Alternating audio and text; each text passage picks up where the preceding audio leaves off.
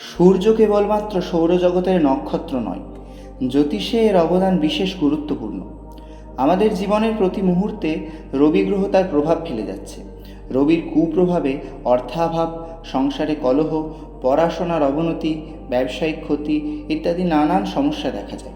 আপনার জীবনে যদি এরকম কোনো সমস্যা হয়ে থাকে, তবে তা রবির কুপ্রভাবে ঘটতে পারে। এমতাবস্থায় তার থেকে মুক্তি পাবার জন্য সূর্যের স্তোত্র শ্রবণ করা উচিত। সূর্যাষ্টকম এমন একটি মন্ত্র যা রবি গ্রহের কুপ্রভাব কাটাতে পারে। প্রতিদিন এই মন্ত্র শুনলে বা পাঠ করলে সেই ব্যক্তির জীবনে গ্রহের কুপ্রভাব থাকে না।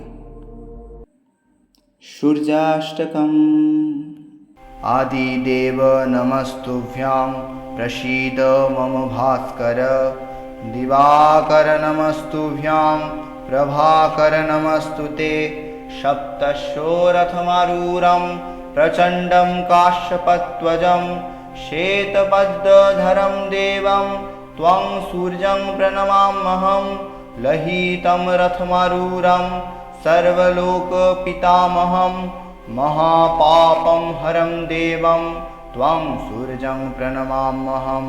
त्रैगुणं च महासूरं ब्रह्मा विष्णुमहेश्वरं महापापहरं देवं त्वं सूर्यं प्रणमाम्यहं।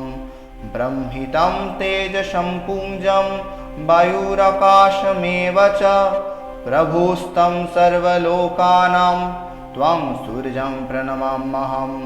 बन्दूकपुष्पशङ्काशं हरकुण्डलभूषितम् एकचक्रधरं देवं त्वं सूर्यं प्रणमाम्यहं।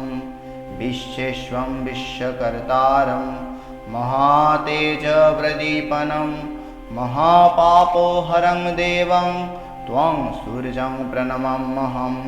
त्वं सूर्यं जगतं नाथं ज्ञानप्रकाशमोक्षदां महापापहरं देवं त्वं सूर्यं प्रणमाम्यहं। सूर्याष्टकं च पठेन् नित्यं ग्रहोपीडाप्रणाशनम्।